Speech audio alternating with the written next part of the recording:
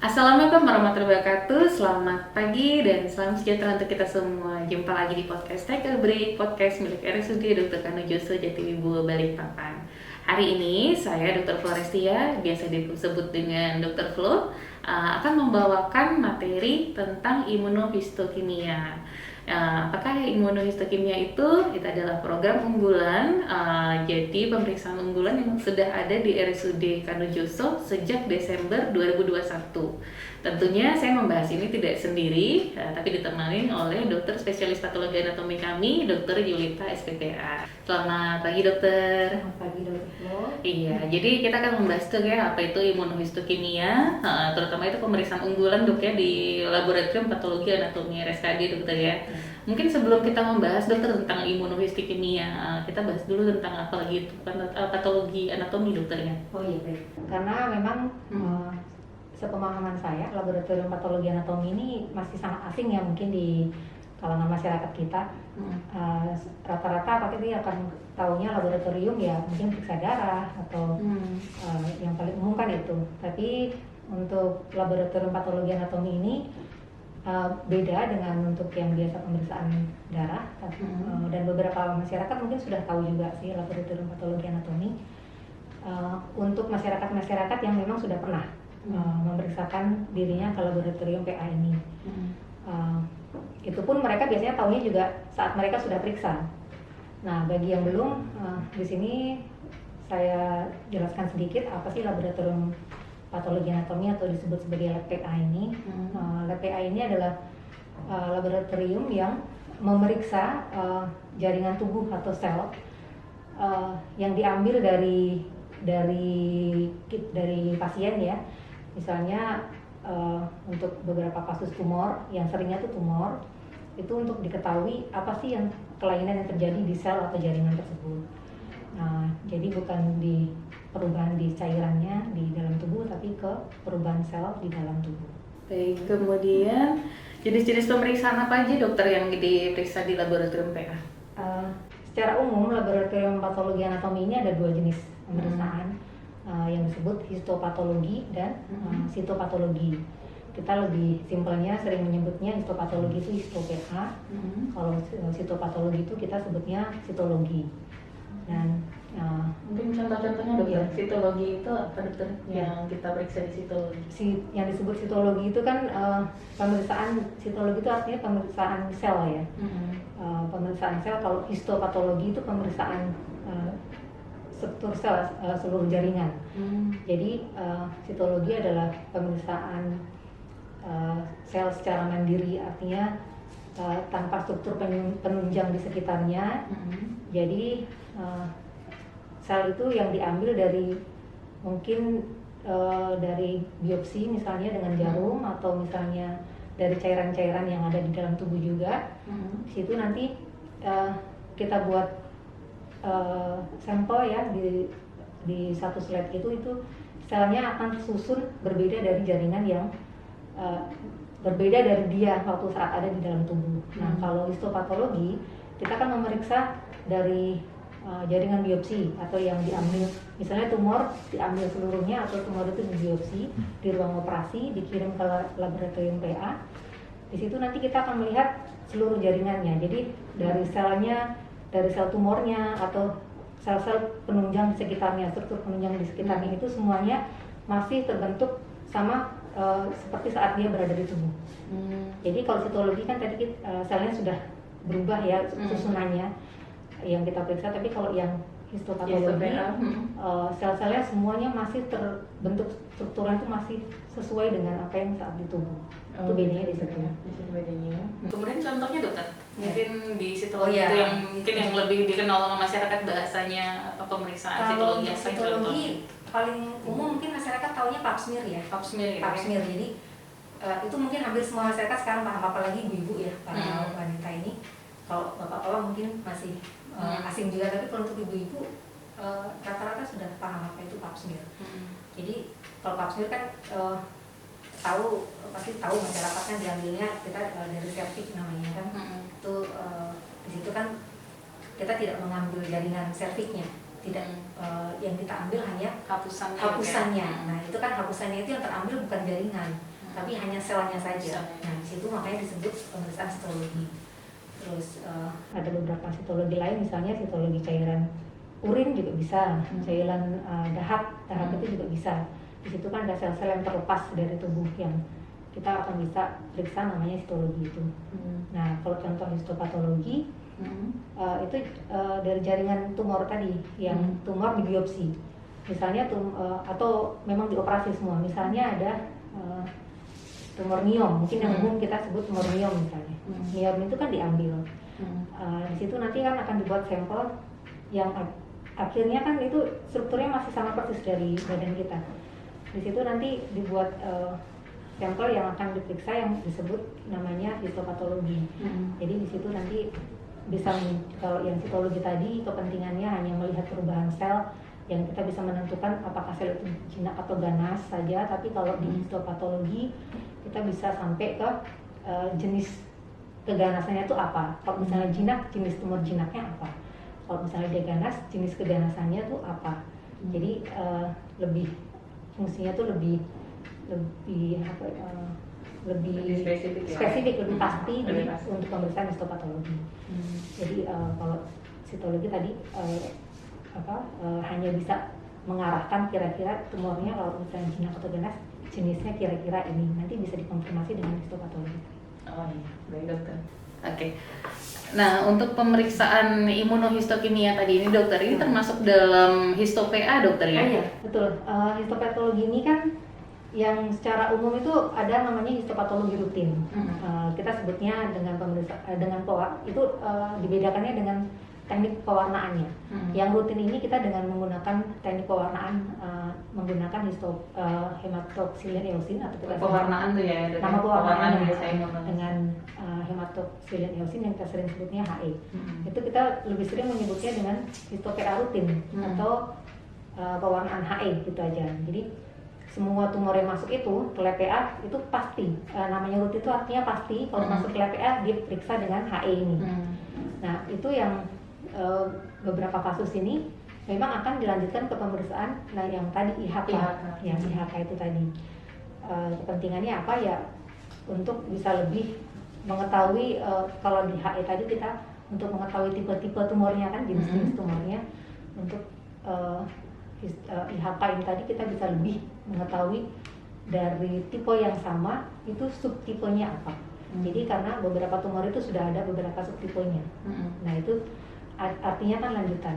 Jadi pemeriksaan IHK rutin tadi akan dilanjutkan ke IHK untuk bisa menemukan subtipenya lagi. Nah, itu hubungannya antara IHK dengan pemeriksaan rutin tadi. Oh iya, itu yang menyebabkan pemeriksaan di PA lama dokter ya? Saya dengar sampai sekitar 1 minggu untuk pemeriksaannya. Iya, memang beberapa pasien memang seringkali juga mengeluhkan, kenapa kok pemeriksaan PA ini lama ya? Gitu. Kenapa lama? Sebetulnya lama atau tidaknya itu tetap tergantung jenis pemeriksaan yang dilakukan. Jadi misalnya sitologi, sitologi itu kan kita ada namanya sitologi FNAB yang kita biopsi tapi pakai jarum. Jadi yang terambil bukan jaringan, yang terambil hanya selnya saja. Di situ makanya dia termasuk pemeriksaan sitologi itu bisa jadi hanya sekitar 2 jam. Kurang lebih 2 jam itu bisa jadi kalau FNAB dokter ya. Karena kan kenapa yang sitologi ini cepat, kalau histopatologi lama. Histopatologi kan bisa sekitar 5 hari atau 1 minggu, baru 1 minggu. Kenapa bisa lama? Karena semua proses di patologi anatomi ini kan ada proses sebelum proses analisis kan yang dilakukan oleh spesialis PA ini ya. Sebelum kita analisis untuk tahu tumornya apa, itu kan pasti ada proses yang pre-analisis atau pre-analitiknya. Nah, yang membedakan lama tidaknya itu di pre-analitiknya. Karena kalau evaluasi ya kurang lebih sama aja antara sitologi dengan histopatologi. Tapi untuk pre-analitiknya ini yang lama. Misalnya kalau sitologi kan hanya staining ya, dari kita ambil sampel, kita fiksasi itu artinya kita tempelkan ke dalam slide ya, terus kaca slide ya. Nanti sekalian saya contohkan saja. Ini ada kaca slide seperti ini. Yang kalau saya kaca untuk bawah mikroskop gitu ya dok ya? Iya betul. Slide itu seperti ini. Jadi kalau sitologi nanti bentuknya seperti ini. Nah, ini sitologi ini hanya sel-sel aja yang terhapus di slide. Yang itu untuk menempelkan ini namanya fiksasi. Makanya dari fiksasi. Kalau sitologi hanya fiksasi sama pewarnaan. Makanya hanya sebentar langsung dievaluasi. Jadi sekitar 1-2 hari itu sudah bisa jadi. Nah, histopatologi yang saya bilang tadi ini bentuknya kan hanya bisa langsung harus jadi seperti ini nih. Ini histopatologi ya, yang jaringan ya, ya yang kita tadi jaringan. Yang dari biopsi tadi ya. Yang jaringan kita buat. Ini kan untuk membuat seperti ini yang preanalitiknya tuh yang saya bilang panjang. Ini prosesnya perlu berhari-hari. Sekitar 1-2 hari untuk analitik ini. Belum lagi fiksasinya yang kadang-kadang bisa 1 atau 2 hari juga. Nah, mungkin ini nanti prosesnya kita bisa lihat dari tampilan video ya nanti. Iya, nanti kita sampaikan via video. Kita lihat sama-sama di situ nanti. Iya.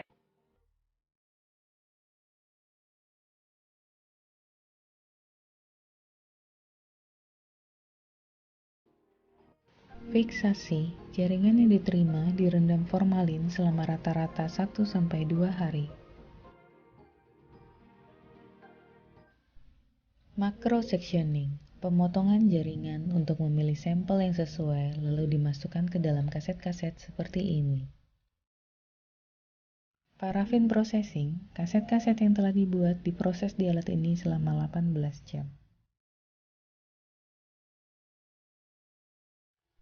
Embedding, jaringan dalam kaset dibuat paraffin block dengan alat ini tergantung banyak jaringan karena prosesnya satu per satu.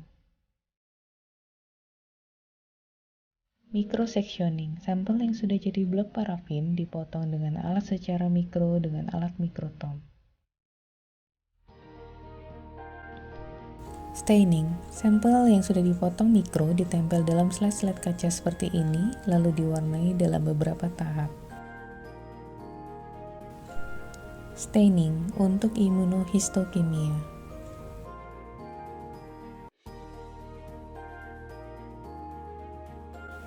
Mounting, slide-slide yang sudah di staining lanjut ditutup cover gelas satu per satu, lalu slide ditata dan siap dianalisis SPPA. Masuk ke tahap analitik yang dilakukan SPPA membutuhkan waktu sekitar 15 menit sampai beberapa jam per pasien, atau bisa beberapa hari tergantung dari jumlah slide, kualitas slide sediaan, dan tingkat kesulitan kasusnya. Pasca analisis ini masih ada tahapan pengetikan hasil dan verifikasi oleh SPPA kembali sebelum diserahkan kepada pasien. Betul, jadi seperti yang kita lihat di video tadi dokter ya, memang jadi prosesnya itu nggak bisa dipersingkat dok ya, memang itu proses yang harus dijalani. Ya gitu. betul. Ya. Karena kalau satu proses ada yang terlewat, terskip atau kita paksa untuk cepatkan rusak. Bisa rusak. Nanti rusak. Jadi kita tidak akan pernah bisa membuat diagnosis yang benar ketika jaringan itu rusak. Jadi mau nggak mau kita harus mengikuti proses itu secara utuh dan tidak boleh di-courting dalam hal itu. Itu kita nggak bisa kalau hasil yang bagus, hasil yang sangat memang diharapkan. Dan makanya kita tidak bisa menjanjikan ke pasien kalau oh iya di sini kita bisa 1 hari loh, itu tidak mungkin. Ya, memang prosesnya seminggu. Ya. Baik, kemudian kita mungkin kembali lagi ke dokter yang bahas imunohistokimia. Mungkin dokter bisa jelaskan dulu secara singkat apa itu imunohistokimia, dokter. Imunohistokimia ini dia memang termasuk pemeriksaan molekuler ya. Dia suatu pemeriksaan lanjutan dari pemeriksaan rutin tadi yang dengan HE. Di sini berbeda dengan di teknik pewarnaannya juga. Kalau di sini menggunakan teknik pewarnaannya itu menggunakan reaksi antigen antibodi ya. Jadi kita menggunakan antibodi sebagai pewarna ya, untuk mendeteksi antigen apa yang ada di dalam satu sel tumor. Antigen di sel tumor ini protein ya, antigennya itu protein karena setiap sel tumor itu memiliki protein yang berbeda-beda. Jadi itu hanya bisa dideteksi dengan pemeriksaan IHK ini. Jadi bisa lebih spesifik gitu ya dok ya, karena antigen masing-masing kan bisa beda-beda. Kita bisa lebih paham. Jadi jadi artinya gini, tapi pemeriksaan yang saya bilang tadi IHK ini kan lanjutan. Jadi pemeriksaan IHK ini tidak bisa langsung tiba-tiba diperiksa IHK. Jadi tetap dia harus melewati pemeriksaan yang rutin, itu PA yang HI tadi. Oh baik dokter, jadi pemeriksaan IHK ini apakah memang lebih unggul daripada pemeriksaan rutin dokter yang HE tadi? Tidak seperti itu ya. Pemeriksaan IHK ini yang tadi saya sudah sampaikan sebelumnya, ini bahwa suatu pemeriksaan lanjutan. Jadi artinya antara pemeriksaan histopatologi rutin dengan IHK ini bisa disebut satu paket gitu. Jadi tidak bisa langsung dilakukan IHK, tapi pemeriksaan rutin dulu. Kenapa begitu? Karena kan tadi saya sampaikan bahwa IHK ini untuk menentukan subtipe tumornya. Jadi dari awal tumor datang, tumor diterima untuk diperiksakan tipenya atau jenisnya. Setelah diketahui tipenya, baru kita arahkan subtipenya dari tipe tumor ini tuh apa. Jadi setiap tumor ini beberapa tipe tumor yang beda itu masing-masing mempunyai subtipe yang berbeda. Oleh karena itu makanya tidak langsung kita langsung cari subtipenya kan. Kita tentukan dulu tipenya dengan pemeriksaan rutin tadi. Baru kita tentukan subtipenya dengan pemeriksaan imunohistokimia tadi. Jadi itulah kenapa sudah satu paketnya paket. Jadi itulah kenapa antara histopatologi rutin dengan IHK ini tidak bisa dibandingkan. Itu sangat-sangat penting. Tapi memang betul bahwa imunohistokimia ini bisa menambah nilai diagnostik bagi yang pemeriksaan HE tadi, karena beberapa kasus dengan pemeriksaan histopatologi rutin itu tipenya masih sulit dibedakan kadang-kala. Jadi ternyata tipenya masih kok mirip antara tumor A, B, C ya. Jadi hanya HE kadang-kadang hanya bisa menentukan gitu. Kok tumor ini ternyata masih mirip A, masih mirip tumor B, masih mirip tumor C. Di situ nanti imunohistokimia ini bisa mengkonfirmasi bahwa ternyata tumor, kan yang saya bilang tadi bahwa sel tumor dari masing-masing A, B, C ini kan punya proteinnya berbeda. Nah, protein yang jadi antigen tadi, yang jadi target antibody di pemeriksaan IHK, jadi kan bisa saat kita tidak paham bahwa di tipenya ini apa, bisa dikonfirmasi dengan pemeriksaan IHK. Jadi IHK-nya ini akan menambah nilai diagnostik dari yang tadi awalnya HE masih belum diketahui tipenya secara pasti. IHK dengan pemeriksaan IHK, di situ IHK bisa menunjukkan bahwa ternyata ini tumor A, bukan tumor B dan bukan tumor C. Jadi artinya tidak bisa dibandingkan, namun IHK bisa membantu nilai diagnostiknya. Itu alasan kenapa IHK tadi kita sebut keunggulan itu karena itu dokter? Ya, atau itu bisa salah satu menjadi alasan ya. Tapi ada alasan lain juga sebetulnya, karena IHK ini kan untuk di Balikpapan kan tidak semua laboratorium BA itu bisa melakukan pemeriksaan ini. Jadi di seluruh Kalimantan pun juga yang saya tahu hanya 2 rumah sakit kan yang bisa untuk melakukan pemeriksaan ini. Jadi artinya itu bisa jadi bisa disebut sebagai unggulan juga sih. Jadi karena selain memang fungsinya itu yang memang membuat lebih pasti diagnostiknya, selain itu juga memang baru ada satu di Balikpapan, dan untuk di Kalimantan Timur sendiri hanya 2 ya dok ya. Satu di Balikpapan itu yaitu Kanojoso, satunya di Samarinda. Gitu. Baik dokter. Jadi apakah IHK ini bisa dilakukan untuk semua jenis tumor dokter? Iya, tentu saja bisa, karena pada dasarnya semua sel termasuk sel tumor itu kan pasti memiliki protein-protein tertentu kan yang terkandung dalam selnya ini, karena di situ makanya setiap tumor karena dia punya protein tertentu, semua punya protein, maka bisa dideteksi dengan pemeriksaan IHK ini. Jadi karena IHK ini yang saya bilang reaksi antigen antibody tadi, jadi ketika ada antigennya yang berupa protein dalam sel, jadi otomatis semua pasti bisa dilakukan. Mungkin ada contoh-contohnya dokter, tumor apa yang sudah diperiksakan dengan IHK seperti itu dok? Kita bicara di rumah sakit kita aja ya, di rumah sakit Kanojoso ini. Yang di sini yang kita sudah rutin lakukan itu untuk kanker payudara. Selain kanker karena banyaknya kasus di rumah sakit ini, itu memang kanker payudara itu banyak sekali, jadi itu sudah rutin dilakukan di sini. Terus kanker ini juga limfoma yang disebut limfoma maligna, karena limfoma maligna ini kan juga subtipenya banyak sekali ya, jadi itu juga dilakukan di sini. Kemudian yang lainnya yang kita sudah cukup rutin itu untuk kanker-kanker di anak-anak.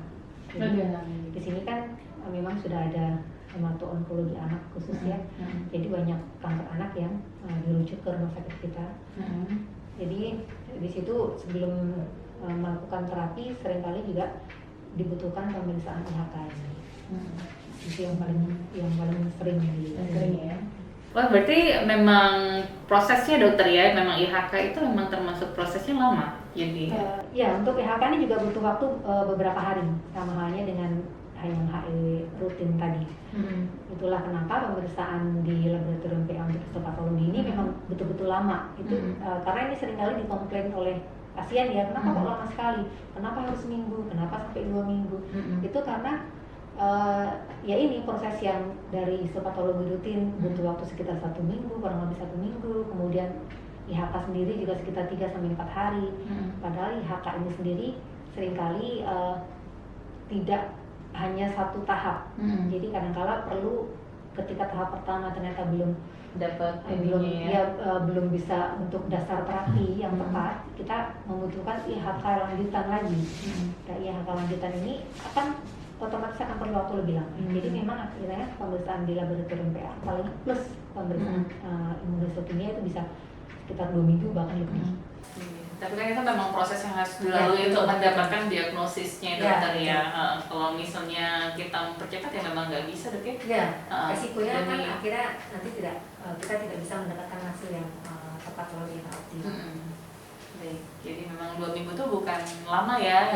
Jadi memang begitu prosesnya seperti itu. Jadi ini memang tidak semua lab PA dokter yang bisa memeriksakan IHK. Ya tadi sempat saya sudah sampaikan juga. Laboratorium PA ini yang standar di setiap rumah sakit itu memang yang diwajibkan harus itu yang memang sampai ke histopatologi rutin. Kalau yang IHK ini memang belum harus ada di semua laboratorium, dan di sini ya pas kita yang bisa untuk pemeriksaan laboratorium PA. Dan IHK ini memang baru baru ada dokter ya, kalau nggak salah Desember 2021 dokter ya, baru dimulai memang. Jadi sebelum itu pemeriksaan IHK harus dikirim gitu dok ya? Ke Jakarta, ke Jawa? Iya betul, jadi bukan berarti waktu kita tidak ada pemeriksaan IHK, berarti tidak ada pemeriksaan IHK ya, tetap ada.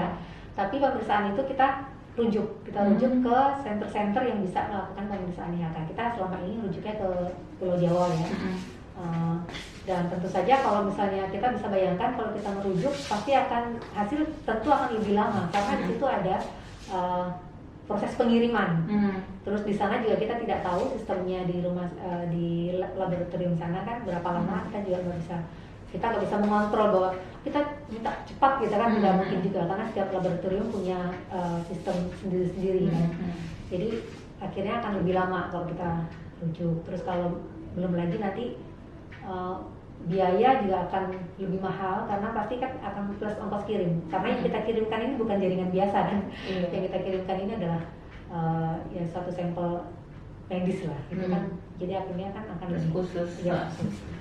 Jadi itu udah sangat membantu sekali dengan adanya IHK di Kalimantan Timur atau misalnya di Balikpapan ini khususnya dokter ya. Jadi mempercepat dan juga mempermudah untuk pemeriksaan juga seperti itu dok ya. Baik dokter, berarti kalau misalnya kita kan habis itu kita bicara soal biaya dokter. Nah, apakah untuk IHK ini ditanggung oleh BPJS? Sebetulnya iya. Jadi kembali lagi kita bicara di rumah sakit kita yang selama ini berjalan ya. Jadi IHK ini termasuk paket di pemeriksaan kanker ya, termasuk paket PA di PA ini. Tapi ini karena paket dari BPJS ini berupa paket yang utuh. Jadi untuk beberapa pasien yang hanya memeriksakan IHK saja itu tetap harus membayar. Jadi artinya yang ditanggung BPJS adalah pasien-pasien yang memang berobat di sini sejak awal berobat di karena sistem paket ya, sistem paketnya tadi. Jadi ini kan masuk di paketnya operasi atau paketnya biopsi tadi. Jadi akhirnya ya yang ditanggung BPJS ia ditanggung, tapi yang ditanggung adalah pasien yang memang dia berobat atau operasi di rumah sakit Kardioso gitu. Jadi untuk pasien-pasien yang mungkin misalnya dia berobat di rumah sakit lain kan biopsi operasi di sana, pemeriksaan lab PA yang rutin di sana. Ketika mereka mau dilanjutkan ke terapi yang lebih lanjut, misalnya dirujuk ke rumah sakit sini, tentu mereka akan saat membutuhkan pemeriksaan IHK itu sudah bukan masuk ke paket BPJS lagi, jadi mereka akan bayar mandiri. Ya betul, jadi bayar mandiri. Jadi itulah kenapa beberapa pasien kok saya membayar ya, sementara teman saya atau sementara saudara saya yang pernah periksa IHK kok ditanggung BPJS ya, itu alasannya karena itu. Jadi dari baik. Jadi kalau misalnya memang pasien sini berobat dan biopsinya di sini, itu memang ditanggung IHK-nya karena memang sepaket BPJS ini. Tapi kalau misalnya pakai BPJS tapi dari rumah sakit lain ngerujuk cuma sampelnya saja, otomatis sampel yang untuk periksa IHK-nya itu jadinya nggak bisa dipaketin di sini dokter ya. Memang dia bayar mandiri jadi untuk periksa IHK aja gitu. Sama halnya gini juga. Kadang saya juga operasinya di Konjoso kok, kenapa kok saya juga harus membayar? Katanya kalau di Konjoso tanggung BPJS itu kembali lagi ke paket tadi. Jadi beberapa pasien gini, dia operasinya mungkin sudah 1 tahun yang lalu atau beberapa bulan yang lalu. Dia baru kembali lagi untuk terapi. Di situ kan dia baru disarankan untuk pemeriksaan IHK misalnya. Jadi itu akhirnya kan karena paket ini masuk ke paket operasi. Jadi dia saat datang itu kan sudah bukan untuk operasi tapi untuk terapi.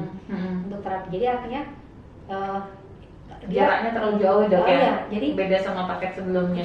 Betul. Jadi akhirnya dia sudah di luar paket yang sebelumnya itu. Jadi nggak bisa diikutkan paket yang tadi. Akhirnya menjadi mandiri juga. Jadi itulah kenapa beberapa pasien dari RSKD sama-sama dari RSKD, kenapa saya membayar, kenapa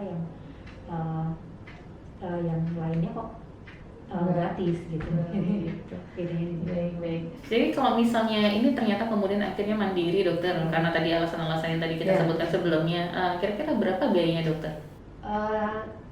Jadi untuk pemeriksaan IHK ini biayanya bukan berdasarkan pasien ya. Misalnya satu pasien datang, saya mau periksa IHK biayanya berapa? Itu tiap pasien itu berbeda. Karena apa? Karena setiap pasien itu pemeriksaan IHK-nya bisa berbeda-beda. Misalnya untuk tumor payudara yang tadi saya sampaikan, di situ pemeriksaan IHK-nya membutuhkan 4 antibody gitu dok? Ya, 4 antibody. Jadi biayanya itu berdasarkan jumlah antibody yang digunakan. Jadi bukan jumlah pasiennya, tapi jumlah antibody yang dipakai. Jadi kalau ditanya berapa pemeriksaan IHK, itu kita akan sampaikan pemeriksaan IHK-nya sekian. Jadi satu antibody itu sekitar 400 atau 450 ribu. Jadi kalau misalnya pasien datang, saya periksa IHK ini, ternyata di situ perlu 4 antibody. Jadi artinya ya 400 ribu kali 4 tadi. Kalau kepakai 4 ya. Tapi kalau misalnya ternyata dia hanya perlu IHK yang hanya 2 macam antibody misalnya, di luar kasus breast misalnya, itu kita akan tetap mematok tarifnya itu dari per antibody itu. Beda-beda. Gitu misalnya. Ya betul. Jadi setiap pasien beda. Jadi bagaimana kalau misalnya pasien ingin memeriksakan IHK dokter, prosesnya untuk supaya memeriksa? Ya. Untuk pasien yang memang dia operasi di rumah sakit Anidioso, ketika dia operasi, biasanya kan akan dikirimkan hasil operasinya itu akan dikirimkan ke laboratorium patologi anatomi. Di situ akan ada informasi ini tumor apa sih gitu. Misalnya dokter bedahnya menuliskan kanker payudara misalnya, kecurigaan kanker payudara misalnya. Di situ kita langsung dimasukkan pemeriksaan lab PA-nya adalah rutin dengan IHK. Di situ akhirnya pasien kan tidak lagi mengurusi ini saya mau periksa IHK gimana, tapi pasien ketika setelah operasi dia akan sudah mendapatkan hasil jenis tumornya dan juga hasil subtipenya artinya jadi antara pemeriksaan rutin dan IHK ini dia sudah otomatis langsung dapat. Tapi untuk beberapa pasien yang saya bilang tadi yang mungkin yang tahun lalu baru datang lagi untuk periksa IHK, itu dia langsung datang aja dengan membawa surat pengantar tentunya dari dokter bedahnya ya. Itu membawa surat pengantarnya dibawa ke laboratorium PA. Saya mau memeriksa karena pemeriksaan IHK ini kan kita menggunakan sampel yang histo-PA yang sebelumnya. Jadi karena pasien itu dulu operasinya di Rumah Sakit Kadinjoso, jadi dia tinggal datang membawa surat pengantar, nanti kita yang carikan bloknya karena blok itu sudah ada. Ya, blok itu adalah sampelnya ya, sampel yang kita simpan. Sisa sampel itu kan sampel itu kan hanya dipotong sedikit, sisanya itu kita simpan. Jadi artinya pasien yang datang dia mau periksa IHK ya kita tinggal carikan bloknya karena kita sendiri yang simpan. Jadi dia tinggal nunggu hasilnya setelah dia menyerahkan formulirnya. Tapi untuk pasien yang dari luar yang operasinya di rumah sakit luar, tentu dia harus membawa bloknya itu tadi, satu tumor yang nanti akan betul. Jadi akan pasien tersebut harus membawa blok dari tumornya dan juga surat pengantar yang dibawa ke laboratorium ya. Jadi prosesnya hanya gitu aja. Tapi untuk pendaftaran mungkin saya agak kurang paham juga sih proses pendaftaran ini. Tapi yang jelas harus melalui spesialis bedah gitu ya, ya nggak bisa datang sendiri ke spesialis ke laboratorium. Tidak boleh langsung, tidak bisa karena ambil jaringannya itu harus spesialis bedah. Jadi spesialis bedah yang memang tahu bahwa pasien ini perlu pemeriksaan IHK. Gitu kan, bukan pasien sendiri yang tahu bahwa ini saya butuh pemeriksaan IHK kan enggak, tapi dokter bedahnya yang tahu bahwa ini pasien ini perlu pemeriksaan IHK. Jadi dia akan beliau yang dokter bedah atau dokter klinis ini yang menyarankan pasiennya atau membuat surat pengantar ini tolong periksakan ya ke laboratorium PA. Gitu. Jadi nanti pasien tersebut harus membawa blok dari rumah sakit dari laboratorium yang memeriksa sebelumnya untuk dibawa beserta surat pengantarnya itu ke laboratorium kami. Baik dokter, terima kasih atas penjelasannya. Dokter mungkin masih ada yang mau ditambahkan lagi dokter? Cukup ya, kita sudah banyak ngobrol dari Iya, mungkin buat Hiltis yang mungkin masih ada pertanyaan. Jadi kan ini memang topik yang cukup panjang ya dan juga menimbulkan pertanyaan. Buat Hiltis yang memang masih ada pertanyaan bisa di komen di YouTube kami. Nanti kita sampaikan ke Dokter Yulita. Nanti kita sampaikan. Kemudian di pertanyaan juga kita bisa jawab lewat YouTube juga. Seperti itu. Oke, terima kasih dokter atas penjelasannya. Nanti kalau masih ada pertanyaan saya sampaikan ke dokter ya, dok ya. Baik, demikian untuk podcast kami hari ini. Semoga bermanfaat bagi kita semua. Salam sehat untuk kita.